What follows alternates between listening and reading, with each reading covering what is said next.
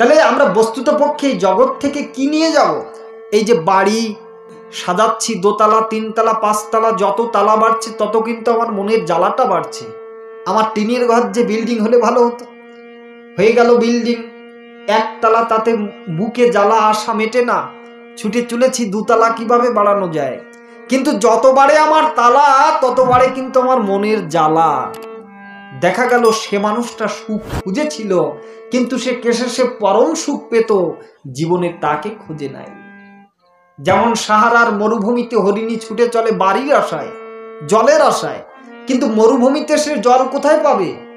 মরিচিকার মতো ঝিলিমিলি ঝুলিমিলি করেছে চারিদিকে, চারিদিকে গিয়ে দেখে সেটা শূন্যতা ছাড়া আর কিছুই না। এক সময় জল খুঁজতে খুঁজতে সেই মরুভূমির হরিণীটা সে কিন্তু একটা সময় বালিতেই মারা পড়ে যায়। তা আমাদের জীবনেও ঠিক তাই হয়, সুখ পাবো বলে চিন্তা করি, কিন্তু প্রকৃত সুখের সন্ধান আমরা কেউ পাই না। কেমন জানেন? মহাজন একটা দৃষ্টান্ত দিচ্ছেন, মনোযোগ সহকারে শ্রবণ করুন। একজনের একটা উট ছিল, বুঝলে মা? এই উটটা কোনো কাজই করতো না। কাজ না করলে বাড়ির মালিক দেখছে উটটা কোনো কাজ করে না, খায় দায় ঘুমায়, তাকে আমি বাজারে গিয়ে বিক্রি করে দেব। তা গৃহিণী বলছে, কি ব্যাপার, তুমি উটটাকে বিক্রি করে দিতে যাচ্ছ? তখন হ্যাঁ, উটটা বেচে দিতে হবে। তোমার যে উট নাম ডাক আছে, 10 গ্রামের লোক তো তোমার উটের সংবাদ জানে, তো ওই উটটা বিক্রি হবে। বিক্রি না হয় 10 টাকার জিনিস 2 টাকায় দিয়ে আসবো, তবু তো বসে বসে আর খাবে না। ঠিক আছে, তোমার উটটা বিক্রি করা লাগবে না, আগামী দিন থেকে আমি একটা যন্ত্র তৈরি করে দেব, এই যন্ত্রের মাধ্যমে তোমার উটটা কাজ করবে। বেশ ভালো কথা। এখন আগামী দিন হয়েছে, বললে গৃহিণী যন্ত্র আনো, আমি তো কাজে বেরোবো। এই তো আনছি, তুমি উটের পিঠে মাল চাপাও। তখন মাল চাপানো হলো, উট বলছে, আমার পিঠে মাল চাপাই কেন? আমি উঠলে তো তারপরে আমাকে কাজ করাবে। তখন কই গো গৃহিণী, আমার যন্ত্রটা দাও, তুমি কি যন্ত্র আবিষ্কার করেছো? তাহলে এই তো আনছি, 10 হাত লাঠি নিয়ে এসেছে, তার অগ্রভাগে মাথায় একটা সুন্দর সুতো দিয়ে সাদা মুলু বেঁধে দেওয়া হয়েছে। বলে এই হচ্ছে আমার যন্ত্র। কিভাবে কাজ করবে? এই যন্ত্রটা তুমি উঠের 2-3 হাত সম্মুখে ওই সাদা মুলুটাকে তুমি ঝুলিয়ে রাখো, রেখে তুমি যেদিকেই উটটাকে চালিত করবে সেদিকেই উটটা চালনা করবে। পিঠে উঠে যেই উটটার সম্মুখে ওই সাদা মুলুটা ঝুলিয়েছে, উট তো বেকুব, বুঝতে পারেনি। ও বলছে, সম্মুখে একটা খাদ্য পেয়ে গেছে, মালিক খাদ্য দিয়েছে, তো খাদ্যটা খেতে পারলেই আমার দেহ পুষ্ট হতো। এই বলে উটটা খাদ্যকে ধাবিত করেছে, কিন্তু খাদ্য ধাবিত করলে কি হবে? ইট যত চলে খাদ্যটা ততই পিছিয়ে যায়। তা আমাদের জীবনটাও ঠিক তাই হয়। সুখ সন্ধান করি ঠিকই, আজকে ভাবি সুখ পাবো, কালকে ভাবি সুখ পাবো, কিন্তু সুখ যে মোটে নাই তা না, খণ্ড সুখ রয়েছে যেটা আমার ভিতরে থাকে না। এই জন্য অর্জুন, গীতাতে অর্জুনকে বললেন ভগবান যে দেখো, এই জগৎটা তো হচ্ছে দুঃখালয়ম শাশ্বতম, দুঃখের আলয় এটা, এখানে সুখের কোনো লেশ মাত্র নাই। যারা দুঃখটাকে সুখ ভেবে কাটায়, অর্থাৎ বিষয়ের ভূমিকে, বিষয় আনন্দকে যারা সুখ ভাবে, তারা মূঢ়মতি ছাড়া আর কিছু নয়।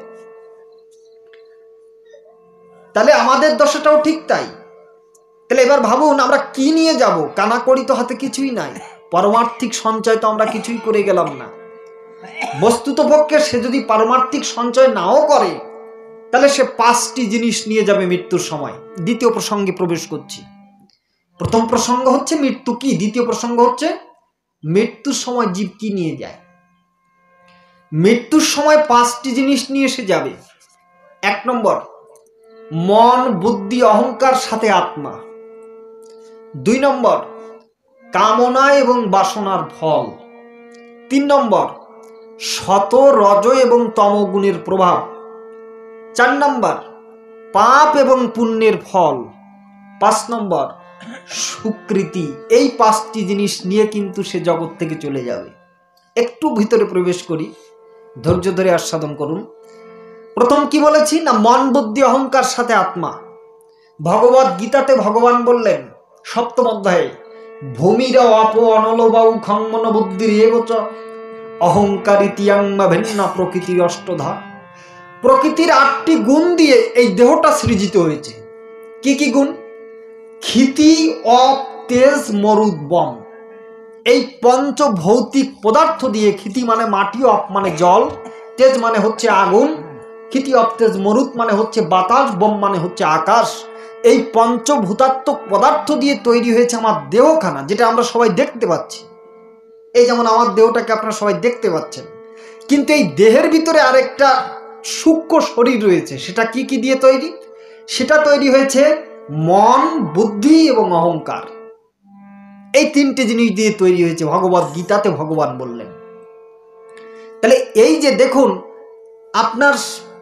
আপনি শুচ্ছেন পালঙ্কের উপরে, দেহটাকে কত যত্ন করছেন, স্নানের সময় সাবান দিয়ে ধুচ্ছেন। আপনি মারা গেলে আপনাকে কি করলো? এই দেহটাকে ধরে শ্মশানে পুড়িয়ে দেওয়া হচ্ছে। অনেক বিধর্মীরা প্রশ্ন করেন, তোমরা পুড়িয়ে দাও কেন, এত যন্ত্রণা দিচ্ছ? দেহটা তো একটা touch the body spelling the river. যদি কেউ মৃতদেহকে যদি কেউ স্পর্শ করে, তাকে তার নদীতে স্নান করতে হয়। আমরা অনেক সময় তো মৃতদেহের উপরে গীতাখানা চাপাই। কি করে চাপান আপনারা? যে বডিটাকে স্পর্শ করলে স্নান করতে হচ্ছে আমাকে নদীতে, সেখানে পবিত্র জিনিসটাকে আমি চাপালে তার সে কি মুক্তি পাবে নাকি স্বর্গে যাবে? কি হবে তার জীবনে কি বা হবে? সারা জীবন যে গীতাটা পড়েনি, সারা জীবন যে কৃষ্ণ কথা শুনেনি, সারা জীবন ধরে যিনি ভগবদ গীতা এবং সাধু সঙ্গের অভ্যাস করে যাননি, তার জীবনে মারা গেলে গীতাখানা বুকের উপরে চাপিয়ে তাকে তো ভার করে দেয়া হলো। অর্থাৎ ওই গীতা থেকে কিছু পাবে না, বরং তাকে অপরাধী হতে হবে যে চাপাবে তার। এই জন্য খবরদার কখনো চাপাবেন না, গীতাটা পবিত্র বস্তু। এটা বললেন বিশ্ব প্রেম, বিশ্ব ধর্ম, বিশ্ব মানবতা। কে শেখালো জগতের ভারতের গীতা? তাই যুগে যুগে অনুদিতা, আদৃতা, অধিতা জগতের ধর্মগ্রন্থ শ্রীমৎ ভগবদ গীতা। জগতের সমস্ত ধর্মগ্রন্থ কোনো ঋষি, মুনি, মহামানব, কবি, সাহিত্যিক কর্তৃক রচিত, কিন্তু একমাত্রই জগতে একটি সৃষ্টি আছে, একটি গ্রন্থ আছে যা দ্বারা জগৎবাসীকে আমরা চ্যালেঞ্জ করেছি, সেটা হচ্ছে শ্রীমৎ ভগবদ গীতা। যার সংপদ্য নবস্য মুকুপদ্মাতব নিঃসৃতা। এই জন্য আপনি গর্বিত সনাতন হিন্দু জাতি। আপনার ঘরের ভিতরে যে গীতাখানা রয়েছে, সেই গীতাখানা একবার চর্চা করে দেখলেন না যে সেই গীতাতে ভগবান কি নির্দেশনা দেওয়া হয়েছে? গীতাটা মরার পরে আমার ঠাকুমার দিদিমা উদ্ধার করবে না। গীতাটা জীবনকালেই দরকার, জীবদ্দশায় গীতা দরকার। মরার পরে তো গীতার কোনো দরকার নেই। গীতাটা বাঁচার মন্ত্র, গীতাটা মরার মন্ত্র নয়। এই জন্য জীবদ্দশায় গীতাকে চর্চা করতে হবে। ঠাকুমা মারা যাচ্ছে, গীতা পাঠ একটা শুনিয়ে দিলে সে উদ্ধার হবে? কি হবে তার জীবনে? কিছুই সে নিয়ে যেতে পারবে না। সারা জীবন ধরে ভগবান বললেন, অন্তকাল চ মা বিব শরণমুক্ত কলেবরম য প্রয়াতি সমদ্ভাবং জাতি নাস্তেত্র সংশয়। অন্তকালে অর্থাৎ মৃত্যুকালে যে যে ভাবনা নিয়ে ভাবিত থাকে, সেই ভাবিত তত্ত্বখানা লাভ করে। জং জং ব্যাপী শরণং ভাবম ত্যাজতি অন্তে কলেবরম তং তমৈবতি কুন্তীয় সদা তদ্ভাব ভাবিত। অর্থাৎ যে যেভাবে ভাবিত থাকে, সে সেই ভাবিত তত্ত্বখানা লাভ করে। আপনি যদি মৃত্যুর সময় গাছ চিন্তা করেন, মাছ চিন্তা করেন, পশু পাখি চিন্তা করেন, আপনার মনে যে চিন্তা আসবে আপনি পরবর্তী জীবনটা সেখান থেকে শুরু করবেন। এটা ভগবানের বাণী, সেখান থেকেই শুরু করবেন। তাহলে অনেকে চিন্তা করে যে নামাভ্যাসে মুক্তি হয়। সর্বশাস্ত্রে দেখি শ্রীমদ্ ভাগবতে তার অজামিল সাক্ষী। অজামিল তো সারা জীবন পাপ করে মৃত্যুকালে নারায়ণ নামটি ধরে সে মৃত্যু থেকে রেহাই পেয়ে কিছুদিন সময় পেয়েছিল সাধন ভজন করার। তাহলে কি আমরা সারা জীবন অপরাধ করে যাব? মৃত্যুর সময় ঠাকুমার কানে গীতা মন্ত্র শুনিয়ে দিলেই সে উদ্ধার হবে? বলছেন না। ভগবানের এক নাম হচ্ছে ঋষিকেশ। ঋষিকেশ মানে কি? যিনি সমস্ত ইন্দ্রিয়গণের প্রভু। আসিবে সমন, করিবে দমন, শেলেশ্বয় ধরিবে গলা, এমনও সাধেরও কৃষ্ণ নাম বদনে যাবে না বলা। যখন আমার মৃত্যুর সময় হবে, আমার সাপ্তাহিক সময় হয় না একটু ভগবানের কথা শোনার। ভগবান বললেন, মন মনা ভব মদভক্ত মদ যাজিমাং নমস্কুরু মমৈবস্যি সত্যন্তে প্রীতি জানে প্রিয় হিসেবে। হে অর্জুন, তোমার মনটা আমার মনের সাথে তুমি মিশিয়ে দাও। তখন অর্জুন বলছে, না, আমি এটা সম্ভব না। ওখানে অর্জুন নয়, অর্জুন রূপী জীবাত্মা, আর ওখানে কৃষ্ণ রূপী পরমাত্মা, অর্থাৎ যার সংপদ্য নবস্য মুকুপদ্মাতব নিঃসৃতা। তাই সকলেই বলছে যে প্রভু, তোমার মন আমার সাথে তো মিশবে না। তা ঠিক আছে, মন মন ভাব মদ ভক্ত হও, তুমি আমার ভক্ত হও। ঠাকুর তোমার ভক্ত হব, তা ভক্ত সঙ্গে গেলে তো কিছু ছাড়তে হবে, কিছু ধরতে হবে। তা আমার তো ধরতে ছাড়তে পারবো না, আমি সংসারী জীব। হ্যাঁ ঠিক আছে, তাও যখন না পারো মদ জাজি আমাকে পূজা করো। সময় কোথায়? অফিস রয়েছে, আদালত রয়েছে, ব্যবসা প্রতিষ্ঠান রয়েছে, আমার সময় কোথায়? তখন বললেন না, তাও তো সম্ভব না। ঠিক আছে, মাং নমস্কুরু, আমাকে তুমি একবার নমস্কার করো, প্রণাম করো, তবেই আমি তোমাকে মামই বস্যাস্য সত্যন্ত প্রীতি জানে প্রিয় সীমে। তুমি জানো না তুমি আমার কত প্রিয়, তুমি আমার কত আপনজন। জানেন, ভগবানই আমাদের জগতের সব থেকে আপনজন। কেন? বন্ধু, মিত্র আর হচ্ছে সুহৃদ। বন্ধু কাকে বলি? যেমন আপনাদের সাথে আজকে আমার পরিচয় হচ্ছে, যিনি পরিচয় হয়ে ঘনিষ্ঠ হন তাকে বলে বন্ধুত্ব। যার যে সম্পর্কের ভিতরে দেওয়া নেওয়া থাকে সেটাকে বলে মিত্রতা। আর যেখানে শুধু দেওয়া হয়, কিছু নেওয়া হয় না, সেটাকে বলে সুহৃদ সম্পর্ক। তাই ভগবান হচ্ছেন আমাদের সুহৃদ। কেন? কেমনভাবে হলো? এই যে লাইটখানা জ্বলছে, কারেন্ট বিদ্যুৎ পড়ছে, এই কারেন্ট বিদ্যুৎ আলার মাসের মাথায় বিলখানা হাতে আমার ধরিয়ে দিয়ে যায়। ধরিয়ে দিয়ে কি বলে, আপনার এই মাসে এত বিল ভাড়া হয়েছে, যদি না দেন তাহলে কারেন্ট কানেকশনটা আপনাকে কেটে দেওয়া হবে। কিন্তু আপনাকে কেউ কি এসে বলছে যে আপনার এই মাসে এত অক্সিজেন ভাড়া হয়েছে, এই ভাড়াটা যদি আপনি না দেন তাহলে কিন্তু আপনার অক্সিজেনের লাইনটা কেটে দেওয়া হবে? এটা চিন্তা করুন তো। এখানে তো মিটার বসানো আছে, তাই ওতে পয়েন্ট আকারে টাকা উঠছে, এত মিটারে 1 মিটারে 3.83 টাকা। তাহলে দেখা যাচ্ছে এই নাকের নিঃশ্বাস নেওয়ার ওইখানে ভগবান যদি একটা ছোট্ট মিটার বসিয়ে দিতেন, জীবন থেকে, জন্ম থেকে এই পর্যন্ত যত অক্সিজেন গ্রহণ করেছেন তার ভাড়া কি আপনার রক্ত দিয়ে বেঁচেও আপনি শোধ করতে পারতেন? পারবো আমরা কখনো? সম্ভব নয়। তাই বললেন ভগবান শুধু আমাকে দেখছেন। তাই রবীন্দ্রনাথ কলম দিয়েছেন সেখানে, দেখ দেখিরি মন ভালো করে, আলো করে কি আছে রে তোর ভাঙা ঘরে। ও তোর খাট বিছানা দূরে থাকুক, সেখানে আসন খানাও নাই, তবু করে না তো অভিমান, দুঃখী দেখে তার ঝরে দুনয়ন।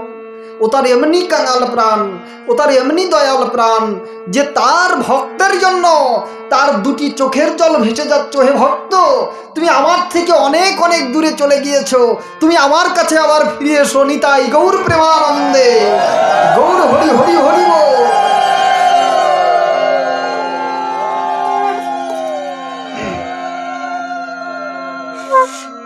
তাই বললেন ভগবান বলছেন আমাকে তুমি নমস্কার করো, তবেই আমি তোমাকে, তুমি আমার প্রিয়, আমি তোমার সমস্ত অপরাধ ক্ষমা করে দেব। তবু আমি বলছি ভগবান সময় তো নেই। ঠিক আছে, সপ্তাহের মাথায় একবার এসো মন্দিরে। বলে না, 1 সপ্তাহের মাথায় একবারও যেতে পারবো না, তো মাসের মাথায় এসো। বলে তাও সময় হয় না। এখন দেখবেন আগেরকার সময় এমন ছিল না। যখন আমার ঠাকুর দাদা বাবাদের আমল যখন ছিল, ছোটবেলার আমল, তখন তো অজপাড়া গা ছিল, এত চায়ের দোকানগুলো ছিল না, এত অত্যাধুনিক প্রযুক্তির ব্যবহার ছিল না। তখন না থাকলেও তারা ধর্মকর্ম না থাকলেও তাদের ভিতরে একটা মনুষ্যত্ব বোধ কাজ করত। কিন্তু এখনকার সময়ে যত আমরা আধুনিক হচ্ছি, যত অত্যাধুনিক কলকব্জার সাথে আমাদের পরিচিতিও বাড়ছে, তত মানুষের মনুষ্যত্বখানা হীন হয়ে মানুষ যান্ত্রিক পর্যায়ে চলে যাচ্ছে, যার জন্য মানুষের হৃদয়টাকে যন্ত্রের মতো হয়ে গেছে। তাই ভগবান বললেন তুমি আমাকে ডাকার যখন তোমার সময় নাই, ঠিক আছে তুমি বাড়িতেই থাকো, আমি তোমাকে সময় করে তোমার বাড়িতে একদিন যাব। তা ভগবান তুমি কখন আসবে? তাহলে তখন আর এই দ্বিভুজ শ্যামসুন্দর রূপে যাব না, মহাকাল সেজন্য অকুল মহাসমুদ্র, মহাকাল রূপে, যমদূত রূপে তোমার জীবন থেকে প্রাণ পাখিটাকে বের করে আনার জন্য আমি তোমার কাছে পৌঁছাবো।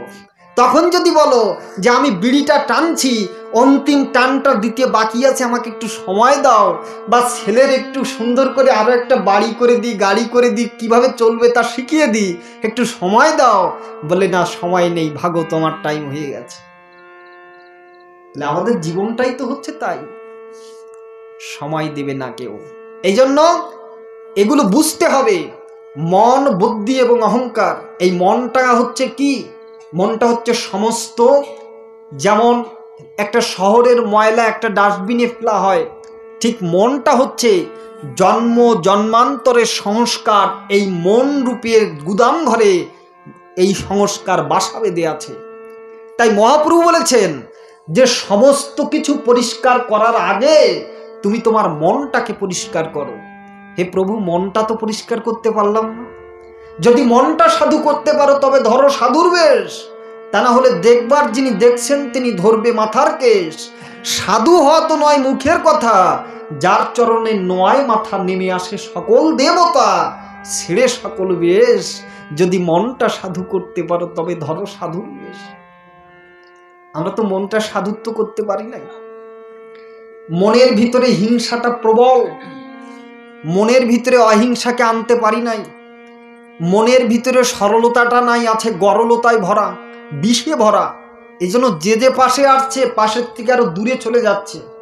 যদি আমাদের জীবনে কিঞ্চিত সাধু সঙ্গ হয় তাহলে জেনে রাখবেন ওই কিঞ্চিত সাধু সঙ্গ করা মানে হচ্ছে একটা মনির পরশ পাথরের মতো। পরশ পাথরের নিকটে গেলে যেমন লোহা সোনা হতে বাধ্য, ঠিক আমাদের জীবনে যদি এইখানে যে কৃষ্ণ কথা আলাপ আলোচনা হচ্ছে, এটাই তো সাধু সঙ্গ। কৃষ্ণ কোথায়? আমরা তাকে বিভিন্ন জায়গায় খুঁজে পাবো না। কৃষ্ণ রয়েছে কথায়, অর্থাৎ এই যে কৃষ্ণ কথা আলাপ আলোচনা হচ্ছে এর ভিতরেই রয়েছেন কৃষ্ণ। আমার কর্ণকুহর দিয়ে প্রবেশ করে হৃদয় ভূমিতে যদি আমি স্থান না দিতে পারি তাহলে আমার এই কৃষ্ণ কথা শুনেও কোনো কাজ হবে না। তাই বললেন এই অনর্গল কৃষ্ণ কথা শ্রবণ করো।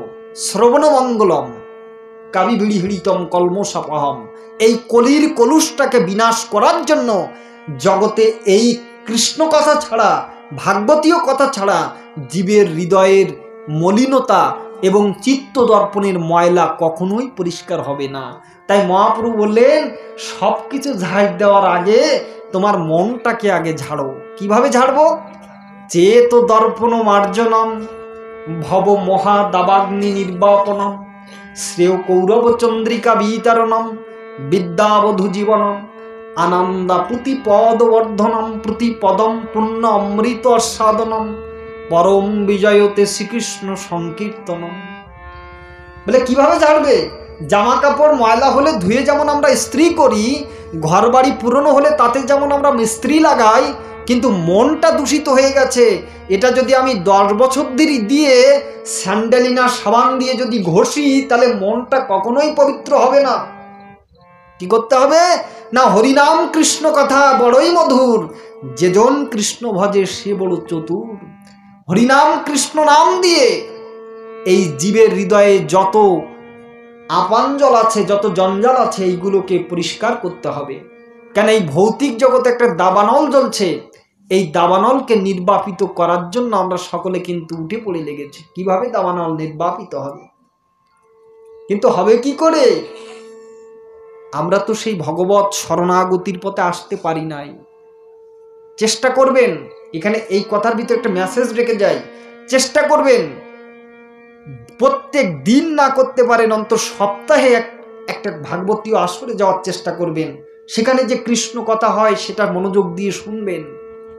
তার কারণ কি? বাংলাদেশে কিন্তু এখনকার সময় যেভাবে যজ্ঞ শুরু হয়েছে, 40 প্রহর 50 প্রহর ইত্যাদি প্রহরে প্রহরে যে যজ্ঞ হয়েছে, আমি চ্যালেঞ্জ করে বলতে পারি এই যজ্ঞ শুনে একটাও মানুষের মালা কিন্তু জপের মালা হাতে ওঠেনি, উঠবেও না কখনো। কেন? তার কারণ হচ্ছে এই নাম শুনে মানুষ নাম করে না। আমি নামের দলের বিরোধী নই, তখন নাম শুনে মানুষ নাম করে না। নামকে পুষ্ট করে হচ্ছে ভাগবতীয় কথা। ভাগবতীয় কথা যতক্ষণ পর্যন্ত জীবের হৃদয়ে না পৌঁছায়, জীবচিত্তপটের ময়লা আবর্জনা পরিষ্কার হয় না। এই জন্য কৃষ্ণ কথা দ্বারা মার্জন করতে হবে। মহাপ্রভু এটাই বললেন, চেত দর্পণ মার্জনম, মনটাকে পরিষ্কার করো। আর এই মনটাকে চালাচ্ছেন বুদ্ধি, আর এই বুদ্ধির অধিষ্ঠাত্তা দেবতা হচ্ছেন বাসুদেব। বুদ্ধিং তু সারথিং বিদ্ধি মনঃপ্রগ্রহে মেবচ। মনটা হচ্ছে লাগাম আর বুদ্ধিটা হচ্ছে সেই রথের সারথি, আর এই বুদ্ধির অধিষ্ঠাত্তা দেবতা হচ্ছেন বাসুদেব। যখন কিনা আমার দেহের সারথি রূপে আমি কৃষ্ণকে বসাবো, তখন কিন্তু আমার দেহ রথখানা সঠিক গন্তব্যে পৌঁছাবে। যদি কিনা আমার রথের উপরে ওই রকম কর্ণের রথের সারথি যদি কিনা মদ্ররাজ হয়, তাহলে ওই রথখানা চালাতে চালাতে গাড্ডায় ফেলে দেবে, ওই রথ আর চাকা উঠবে না। তাই বলছেন কি, কৃষ্ণকে যেমন অর্জুন রথের সারথি করেছিলেন। সারথি মানে কি? তুমি আমার জীবন রথের সারথি। এ শুধু এই রথ নয়, ওই রথখানা আমার দেহরথের সাথে কল্পনা করুন। প্রত্যেকের জীবের দেহরথই হচ্ছে তার রথ। তাই দেহরথের সারথি রূপে কৃষ্ণকে বসান, অন্য কাউকে নয়। কেন? সে নিয়ে যেতে পারবে না আপনাকে সঠিক গন্তব্যে।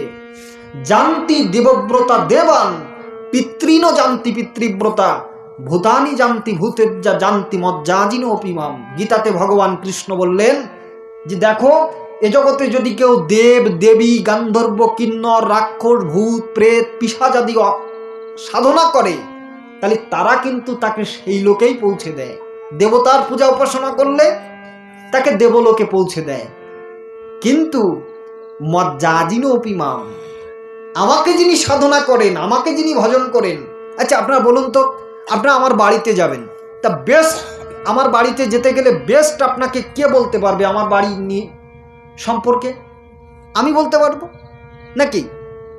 আমি যদি বলি অমুক অমুক পদ দিয়ে আপনি আসেন, বা আমি আপনাকে সাথে করে নিয়ে গেলাম, তাহলে সঠিকভাবে আপনি আমার বাড়িতে পৌঁছালেন। ঠিক ভগবানও আমরা যেখানে যাব, ভগবানও আমাদেরকে বলেছেন পথ একটি আছে, দ্বিতীয়টি নাই। কিন্তু আমরা মনে করি বহু পথ আছে। একটা সভায় সেমিনারে যখন বক্তব্য হয়, তখন যিনি যখন সর্বধর্ম সমন্বয় করে বক্তব্য দেন যে সব ধর্মও ঠিক, পুলিশের ধর্মও ঠিক, চোরের ধর্মও ঠিক, তখন আমরা বলি ও বাবা কত উদার কথা বলেছে, কত উদার মানসিকতা। কিন্তু ভগবান কি বললেন? না না, সর্বধর্মান পরিত্যাজ্য মাম একম, একটি পথ আছে, মাম একম শরণম ব্রজ, তুমি আমাকেই শরণ গ্রহণ করো। অহং তাং সর্ব পাপেব্য, পাপ নিয়ে চিন্তা করো না, ওটা আমার উপরে ভাত দাও। মোক্ষই স্বামী মা সূর্য, তোমাকে আমি মুক্তি দেব। এটাই হচ্ছে গীতার সিদ্ধান্ত। যা আজকে বিশ্বে এমন কোনো দেশ নাই যে দেশের 7,000 ভাষা রয়েছে পৃথিবীতে, এবং 750 কোটির উপরে মানুষ রয়েছে। আজকে বিশ্ববাসী, আপনার জেনে অবাক হয়ে যাবেন, সৌদি আরবে আপনার নাম তো শুনেছেন, একেবারে 100% মুসলিম লেখা হয় কাগজপত্রে। সেখানে আপনি অবাক হবেন, 15 দিনে 15 লক্ষ কপি ভগবত গীতা বিক্রি হয়েছে। এটা নতুন চ্যালেঞ্জ। এটা কেন? মানুষ জানতে চাচ্ছে, নিজেকে আবিষ্কার করতে চাচ্ছে। নিজেকে আবিষ্কার করার জন্য একটি গ্রন্থই জগতে যথেষ্ট, সেটা গীতা।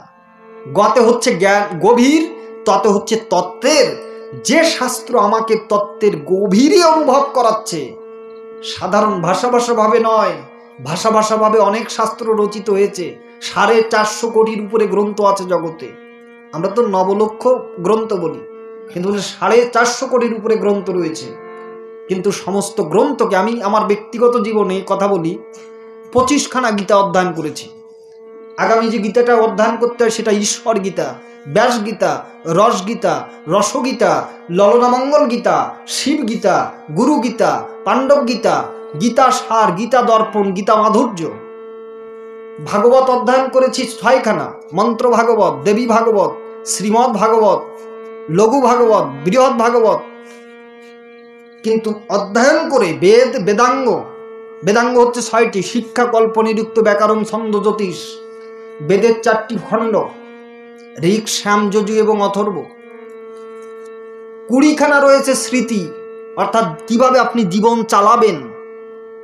ব্যাস সংহিতা, পরাশর সংহিতা, উষণর সংহিতা, আপস্তম্ভ সংহিতা, সংবর্ত সংহিতা, কিভাবে জীবনটা আপনি চালাবেন ওর ভিতরেই রাখা রয়েছে। খুঁটিনাটি যত আছে, সাধন শোধন ময়লা মাটি, খুঁটিনাটি সমস্ত স্মৃতিশাস্ত্রের ভিতরে গ্রথিত হয়েছে। কিন্তু এই সমস্ত শাস্ত্র ব্যতীত আমরা যে ধর্ম আচরণ করি সেটা হচ্ছে ধর্মের ছল মাত্র। কে বললেন? না, শাস্ত্র নিজেই বললেন যে শ্রুতি স্মৃতি নারদ পঞ্চরত্র বিধিঙ্গিনা ঐকান্তিকে হরির ভক্তি উৎপাতই কল্পতে। যিনি এইগুলো বাদ রেখে উপাসনা করেন তিনি জগতের তার ভক্তি উৎপাত সৃষ্টি করে। কাউকে উপলক্ষ করে আমি বলছি না, শাস্ত্রের কথাই বলছি। তাহলে প্রথম তত্ত্বটা আমরা কি নিয়ে যাব বলছিলাম? মন, বুদ্ধি এবং অহংকার, আর পঞ্চভূতাত্মক পদার্থ খিতি অপ্তেজ মরুদ্বম। এই দেহটাকে পোড়ানো হয় কেন? তিনটি সমাধি রয়েছে আমাদের শাস্ত্রে, জল সমাধি, মৃৎ সমাধি আর অগ্নি সমাধি। আমরা বলি অন্ত ইষ্টি ক্রিয়া, অন্ত মানে শেষ, ইষ্টি মানে যজ্ঞ, ক্রিয়া মানে কাজ। তা আমাদের সচরাচর পোড়ানো হয়, কেন হয়? তার কারণ দেহটা একটা অনুভূতি শূন্য অচৈতন্য পদার্থ। এই দেহটাকে যখন মারা যায় তখন কিন্তু চোখে তুলসী পত্র দেওয়া হয়, কানে তুলো দেওয়া হয়। কেন? এগুলো বৈজ্ঞানিক দৃষ্টিকোণ কি? বলে এই মৃত্যুর পরে আমাদের দেহ থেকে এই নবদ্বার দিয়ে বিভিন্ন রোগ জীবাণু বাইরে ছড়াতে থাকে, এই জন্য চোখ ঢেকে রাখা হয়। নবদ্বার মানে কি? এখানে রয়েছে 7টা দ্বার, আর গুহ্যদ্বার, মলদ্বার, এই রয়েছে 9টা। তাই এই কর্ণকে এবং চক্ষুকে বন্ধ করে রাখা হয় যাতে রোগ জীবাণু বাইরে ছড়াতে না পারে। শেষ যজ্ঞ কি করা হয় না? অগ্নি সমাধি। অগ্নি সমাধি কেন? তার কারণ একমাত্র জগতে অগ্নি সমাধি করলেই, মৃৎ সমাধি করলে তার এমন রোগ হচ্ছে মাটিতে ছড়িয়ে গিয়ে মানুষকে আক্রান্ত করতে পারে। যা তার প্রমাণ হচ্ছে বর্তমানে আমরা যার মধ্য দিয়ে যাচ্ছি, করোনা ভাইরাস। কোথার থেকে কি ছোঁয়াচে রোগ বাংলাদেশেও চলে এসেছে, মহামারী, লকডাউন, অমুক তমুক। এই করোনার আগে আমার প্রোগ্রাম ছিল হচ্ছে মাদারীপুরে, সেখান থেকে চলে এসেছি মাদারীপুর, শিলচর লকডাউন করে দিয়েছে। তা যাই হোক, তাহলে অন্ত্যেষ্টিক্রিয়া কেন করা হয়? তার কারণ হচ্ছে পঞ্চভূতাত্মক, পঞ্চভূতে মিশে যায়। জল জলতত্ত্বে চলে যায়, আগুন আগুন তত্ত্বে চলে যায়, পৃথি তত্ত্বে চলে যায়, বাতাস বাতাস তত্ত্বে চলে যায়, আর বোম বোম তত্ত্বে চলে যায়। এই জন্য অন্ত্যেষ্টিক্রিয়া করা হয়, অগ্নিতে সমাধি পড়ানো হয়। তাহলে আমরা দ্বিতীয় কি জিনিস নিয়ে যাব? দ্বিতীয় নিয়ে যাব হচ্ছে কামনা এবং বাসনা। আচ্ছা, কামনা এবং বাসনাটা কি বাবা? সময় তো আবার সংক্ষিপ্ত হয়ে আসছে, আবার সবাই মনে মনে ভাবছে যে অনেক রাত্র হয়ে যাচ্ছে, সেবা আদির ব্যবস্থাও রয়েছে, অনেকেই চলেও যাচ্ছেন। সবার কাছে করজোরে মিনতি করছে, আপনারা চলে যাবেন না। আপনারা যখন বলবেন যে আমাদের বন্ধ করতে হবে, তখন আমরা বন্ধ করে দেব, কিন্তু দয়া করে আপনারা চলে যাবেন না, এটা আপনাদের কাছে মিনতি থাকবে। আপনারা যখন বলবেন যে ভাগবত এখন বন্ধ করা হোক, তখন আমি বন্ধ করে দেব। তো যাই হোক, তাহলে দ্বিতীয় নিয়ে যাব কামনা এবং বাসনা। কামনা বাসনা কি? যেমন আপনি একটা নতুন ঘর করেছেন, তাহলে পুরনো ঘরের যত আলমারি, ড্রেসিং টেবিল, খাট, পালঙ্গ সব কি পুরনো ঘরে রেখে দেবেন নাকি নতুন ঘরে তুলবেন? নিশ্চয়ই নতুন ঘরে তুলবেন। তাহলে আমার এই দেহখানার যদি পুরাতন হয়ে যায়, নতুন দেহখানা যখন আমি ধারণ করব, তখন তো আমার জলৌকাবত, অর্থাৎ জলৌকাবত মানে কি? যেমন যোগ দেখেছেন আপনারা, যোগটা কি করে? একটা মুখ লাগিয়ে না দেওয়া পর্যন্ত এই মুখটা কিন্তু ছাড়ে না। ঠিক আমাদের একটা দেহ তৈরি না হওয়া পর্যন্ত কিন্তু আমরা এ দেহ ছাড়ি না। তাহলে আমাদের এই দেহের যত কামনা রয়েছে, বাসনা রয়েছে, যত আমরা আকাঙ্ক্ষা করেছি, ফলকাঙ্ক্ষা নিয়ে চলছি, সব কিছু আমাদেরকে সেই নতুন ঘরে নিয়ে তুলতে হবে, এই কামনা বাসনার ফল। তৃতীয় কি? তৃতীয় হচ্ছে শত, রজ এবং তমগুণের প্রভাব। ছোট্ট করে বলি, সময় বই। শত, রজ এবং তম, ভগবান বললেন এই জগতে যিনি সাত্ত্বিক গুণ অবলম্বন করে আছেন তিনি যাবেন ক্রমে ক্রমে কোথায়? ঊর্ধ্বলোকে। কিন্তু যিনি রাজসিক জীবন অবলম্বন করে আছেন, রাজসিক গুণকে চর্চা করছেন, তিনি থাকবেন মধ্যলোকে। আর যিনি তামসিক গুণকে চর্চা করছেন তিনি যাবেন অধোলোকে। ঊর্ধ্বং গচ্ছন্তি সত্যস্তা, অধগচ্ছন্তি নরকা। তামসিক গুণ যখন আমরা অবলম্বন করে চলব, তখন আমাদের গতি হবে নিম্নলোকে, অর্থাৎ নরকাদিতে। আর রাজসিক গুণ যখন আমরা নিয়ে চলব, তখন কিন্তু আমাদের মধ্যলোকে কোনো একটা জন্ম নিয়ে থাকতে হবে পৃথিবীতে। আর যখন আমরা সারা জীবন ধরে সাত্ত্বিকতা রক্ষা করব, এই সাত্ত্বিকতা কিন্তু সব দিকেই রক্ষা করতে হবে। আহারে, বিহারে, বাক্যে, মনে, ক্রোধে সবগুলোকে অঙ্কুশ টানতে হবে। আমরা কীর্তন করছি, 6 বেগদমি, 6 দোষসুদি, 6 গুণ দাও হে দাসে, 6 শতসঙ্গ দাও হে আমারে, বসেছি সঙ্গেরও আসে। কীর্তন করছি না? কিন্তু মাহাত্ম্যটা কি? 6 বেগটা কি? বাক্যবেগ, মনোবেগ, ক্রোধবেগ, উদর বেগ, উপস্থ বেগ, এগুলো বেগ। তাহলে এই বেগটাকে শান্ত করতে হবে। এই শান্ত করার নামই হচ্ছে শতগুণ নিজের জীবনে চর্চা করা। এই সাত্বিকতা অবলম্বন করতে হবে। আমি কাউকে বলছি, মুখ থেকে বলছি। অনেকে দেখবেন ঠাকুর ঘরে আছে আধা ঘন্টা, লোককে দেখাচ্ছে যে আমি ঠাকুর ঘরে আধা ঘন্টা ছিলাম, কিন্তু বাইরে এসে হরদম মিথ্যা কথা বলছে। তাহলে তার সাত্বিকতা রক্ষা হলো? সাত্বিকতা রক্ষা করে চলতে হবে, কইতে হবে সত্য কথা। এতে যদি পাস তুই ব্যথা, মরণ হলেও অমর হয়ে তুই রাই, তোর জীবনটা রবে গাথা। স্বামী বিবেকানন্দ বলে গিয়েছিলেন যে সবকিছুর জন্য, সত্যকে সবকিছুর জন্য বললেন যে সবকিছু ছাড়া যায়, কিন্তু সত্যকে কখনো পরিত্যাগ করা যায় না। তাহলে সত্য হচ্ছে এমন একটা জিনিস, সত্য মূলম পরম ব্রহ্ম। সত্য যিনি রক্ষা করে চলছেন, তিনি জগতে সেই সাত্বিকতা গুণ অবলম্বন করে ঊর্ধ্ব থেকে ঊর্ধ্বলোকে গমন করবেন। তাহলে এটাই হচ্ছে সাত্বিকতা জীবন। তাহলে এই শত, রজ এবং তমগুণের প্রভাব আমরা সবাই নিয়ে যাব। আচ্ছা, চতুর্থ হচ্ছে কি বলেছিলাম? পাপ এবং পুণ্যের ফল। পাপ করলে পাপ দ্বারা পুণ্যকে কাটা যায় না, পুণ্য দ্বারা পাপকে কাটা যায় না। ভালো করে মনোযোগ দিয়ে শুনবেন। পাপ দ্বারা পুণ্যকে কাটা যায় না। যদি কেউ মনে করে যে আমি পাপ করে এসেছি, আমি এবার কিছু পুণ্য করে দিলাম, ডাকাতি করে এসেছি, আমি মন্দিরে 10,000 টাকা দান করে দিলাম, আমার পাপে পুণ্যতে ক্রস মাইনাস হয়ে গেলে আমি মুক্ত হলাম, না, তা নয়। পাপ দ্বারা পুণ্যকে কাটা যায় না, পুণ্য দ্বারা পাপকে কাটা যায় না, উভয় সঞ্চিত থাকে। এই জন্য স্বর্গ নরকের ব্যবস্থা। পাপ করলে আমাকে নরকে যেতেই হবে। নরকটা কোথায় জানেন? কি বলি, একটুকুর মধ্যে কি বলি? অতল, বিতল, সুতল, তলাতল, মহাতল, রসাতল, পাতাল।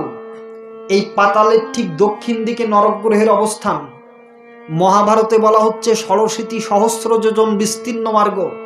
এখান থেকে 86,000 যোজন দূরে হচ্ছে নরক গ্রহের অবস্থান।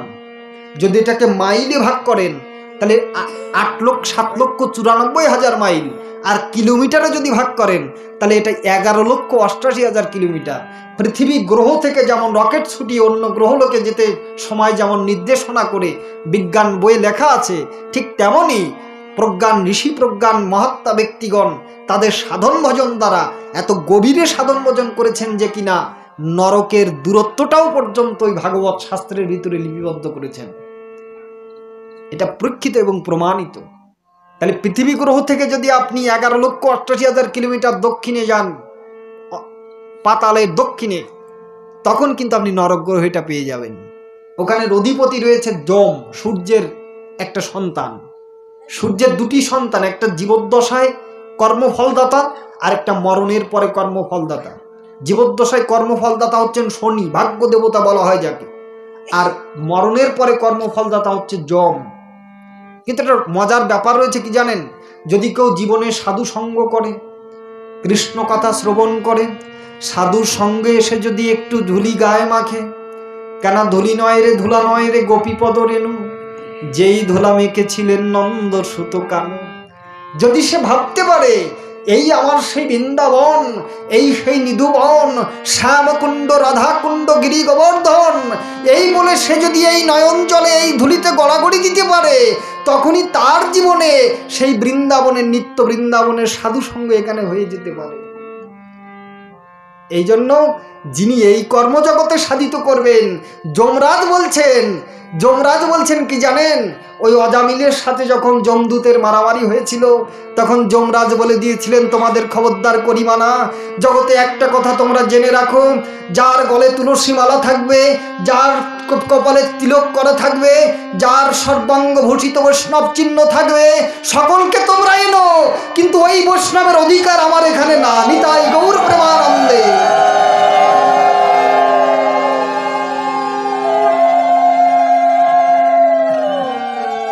তাহলে চিন্তা করুন, যমরাজ বললেন বৈষ্ণবের আন্ডার আমার ওখানে নাই। কোর্টে মামলা হয় আপনারা জানেন, জজ কোর্ট, সুপ্রিম কোর্ট, জজ কোর্ট থেকে সুপ্রিম কোর্ট। তাহলে মামলা কি একজন জজ সামলান নাকি? যার যার কোর্টে সেই তো মামলা সামলান নাকি? তাহলে যমরাজ যখন তিনি ভগবানের দীক্ষিত হচ্ছেন, আশ্রিত হচ্ছেন, আশ্রয় করিয়া বাজে, তাকে কৃষ্ণ নাহি ত্যাজে, আর সব মরে অকারণ। ভগবানের আশ্রয় যখন আপনি যাবেন, তখন কি হবে? ভগবান নিজ করে নেবেন। দীক্ষা নিয়ে যে শিষ্য করে আত্মসমর্পণ, সেই কালে গুরু তারে করে আত্মসম। বললেন আমি তোমাকে আত্মসম করে নিলাম। আর এই শ্রী গুরুদেবকে, যে জীবের উদ্ধারও লাগি নন্দসুত হরি, আসিলেন কৃপা করে আমার গুরুরূপও ধরি। গুরুরূপ ধারণ করে শ্রী গুরুদেব আমাকে নন্দসুত হরি, তিনি সাক্ষাৎ এসে আমাকে উদ্ধার করছেন। ওই জীব, তুমি অনেক চলেছ, অনেক তোমার চলা হয়ে গেছে, এবার তুমি দেখো তোমার নিত্য স্বরূপ, নিত্য বাড়ি, নিত্য গৃহ, নিত্য আবাস স্থান তোমার যেখানে রয়েছে, সেই গোলক বৃন্দাবন ফিরে চলো মন। আর কত তুমি সংসার করবে? তাই আমাদেরকে সদা সাধু সঙ্গময় হয়ে থাকতে হবে। সাধুর সঙ্গের প্রভাবে জীবনে কিছু হলে হতে পারে, কিন্তু সাধু সঙ্গ ব্যতিরেকে আপনি যেই থাকবেন, সেই আপনি কিন্তু জীবনের মায়ার দ্বারা প্রভাবিত হয়ে, মায়ায় আকৃষ্ট হয়ে নিজেকে আবার সেই পতিত জন্মের ভিতরে ফেলে দেবেন। তাহলে ভগবত কর্ম করলে পাপ এবং পুণ্য দুটোকেই উত্তীর্ণ করা যায়। আর পঞ্চম যে প্রসঙ্গ, সেটা হচ্ছে সুকৃতি। সুকৃতিটা কি জানেন? যেমন এখানে অনেকেই অনেক দূর দূরান্ত থেকে এসেছেন।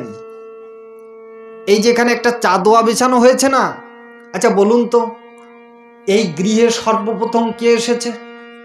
আপনারা অনেকেই বলবেন কেন অমুক দাদু এসেছে এই ভাগবত অনুষ্ঠানে। আবার অনেকেই বলবেন না না, তার আগে তো মাইকম্যান এসে বসে আছে।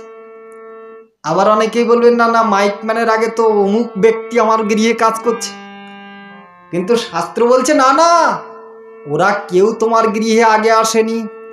যখন থেকে এই গৃহস্বামী মনে চিন্তা করে বসে আছে যে আমার গৃহাঙ্গনে সাধু সঙ্গ দিতে হবে, কৃষ্ণ কথা দিতে হবে, সেদিন থেকে আমার গোবিন্দ এই গৃহে অঙ্গনে এসে বসে আছেন।